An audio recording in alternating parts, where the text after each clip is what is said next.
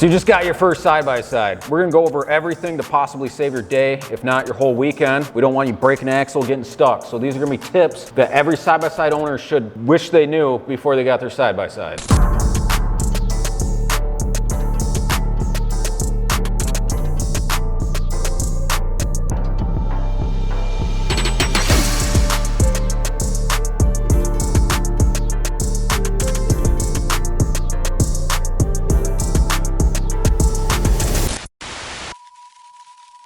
So I think the first big thing that everyone should have, or at least enjoy having, is a cooler. Because I mean, especially with the X3, these things get hot in the summer. Depending on where you're riding, the winter it's kind of nice, but everyone would like a dad pop, a water. It's nice to keep beverages on you, especially if you run into issues, you got something to drink. Maybe a Kool-Aid. Kool-Aid. Out at Silver Lake for the day, or even like halfway between Leota and St. Helen, where we ride pretty frequently. If you run out of water or whatever you may be drinking regularly, it sucks, because it's not like you can just stop through a McDonald's on the way and grab something to go. So prepare ahead of time, grab a cooler, and you'll be good to go. We kind of both agreed that normal people should take with them on the trails that neither of us take are fire extinguisher and a first aid kit. You don't want to be cruising on the trail and get smoked by a stick and be bleeding and not have a first aid kit. You don't want your machine to catch on fire, like if you have a Polaris, be stuck inside of it or something ridiculous and then catch on fire. So throw some safety equipment in along with the dad pops. I had a first aid kit in here at one point. Someone needed it. I ended up just giving it away. They're two solid things, like Chris mentioned, to definitely keep with you. Depending on where you ride, accidents happen. So it's always smart to be prepared. So the next thing that I feel like everyone should have in their machine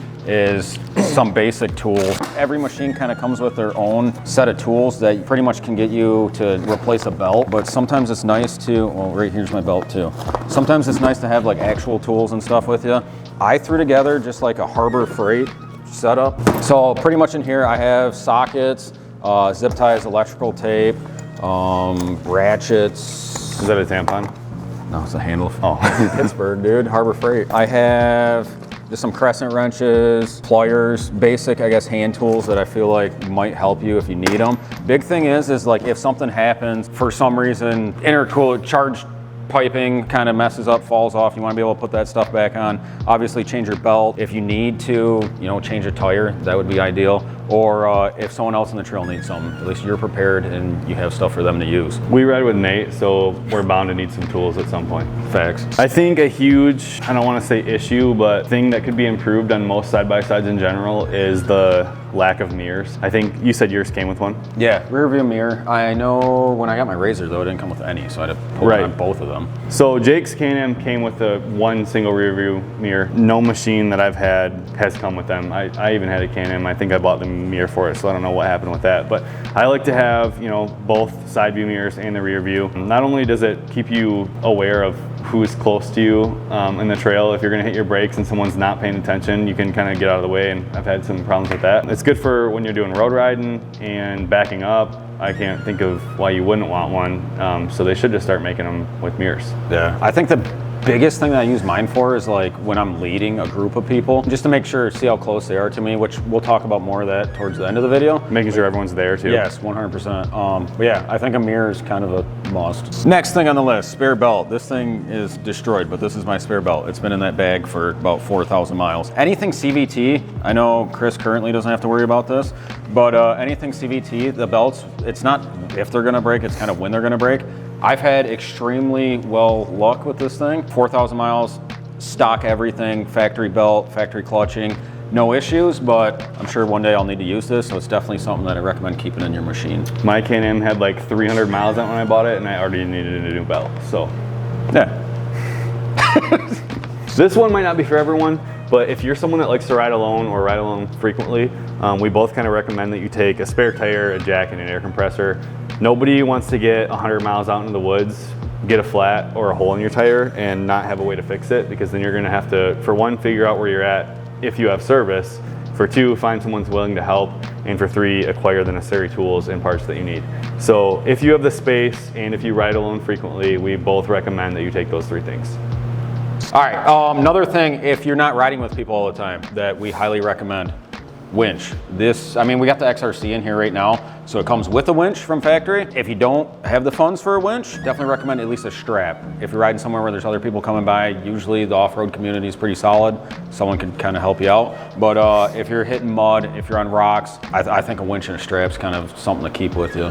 Definitely, I agree. I've actually met friends, current friends, from them being stuck in holes and not having the right equipment or whatever it may be. So, all right, the next thing that we have on the list is offline GPS, like Onyx, Ride Command, Garmin. Yeah, you can look through the list of apps on your phone, but a lot of places that we ride, in fact, probably the majority of places, nobody has any cell phone service. So you can change those from using your cell service to GPS, and then you'll be squared away wherever you go. There's not really a worse feeling than getting stuck in the woods somewhere and you don't know where you're at. I actually had that happen when I was in high school. I was on dirt bikes, and cell phones weren't as much of a thing back then, at least smartphones weren't. So I had to call 911 and give them the trail marker that I was at, and they told me what county I was in at least. So that was pretty helpful, but now we have better resources. Yeah, and if you get like a dedicated, like a Garmin or something, I mean, you can just leave it right in the machine, plug it in like a 12 volt, and you don't ever have to worry about it. Mm-hmm. Going off of the GPS thing, another huge important factor to your riding success is knowing how to read trail signs and trail etiquette. The first thing I'd recommend before you even go somewhere is kind of pre-planning your route and making sure you know what trails are going to take you to wherever you're trying to go.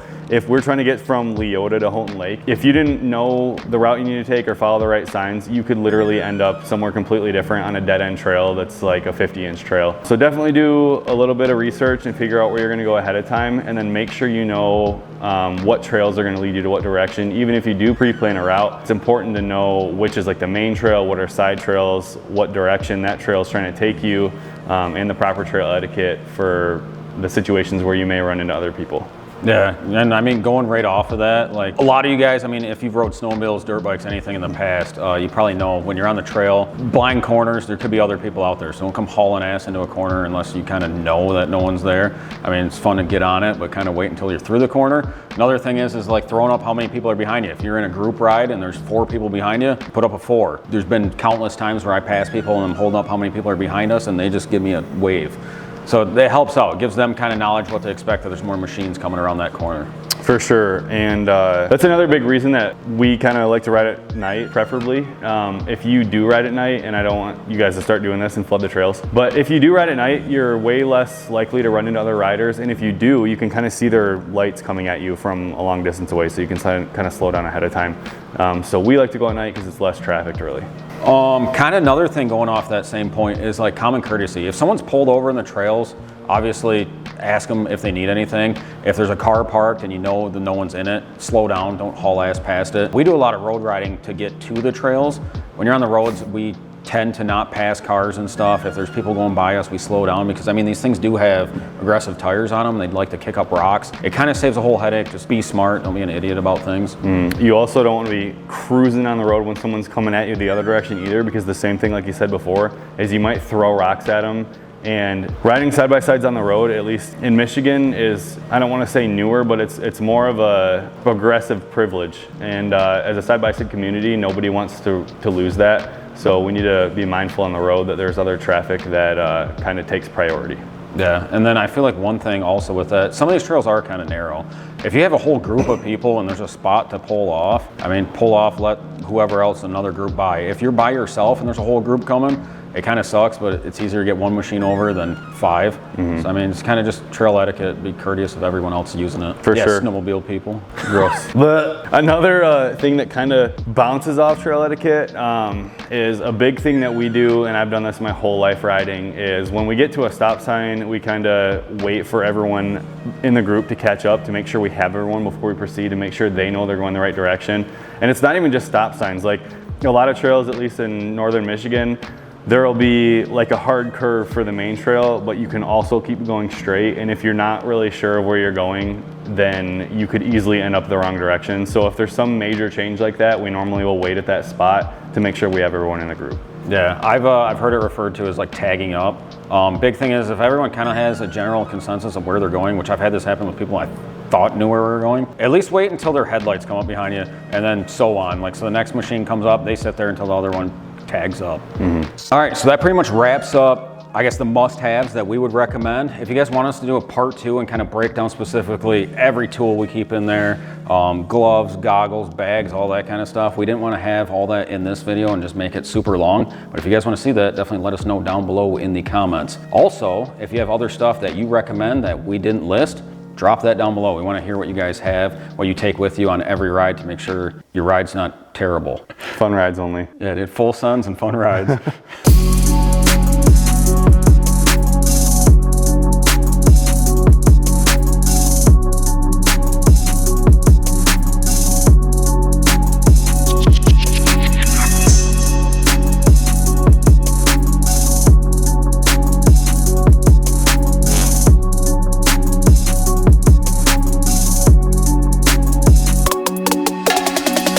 Pretty much everything that every rider should know. Sorry, dude. All right, go ahead, sorry.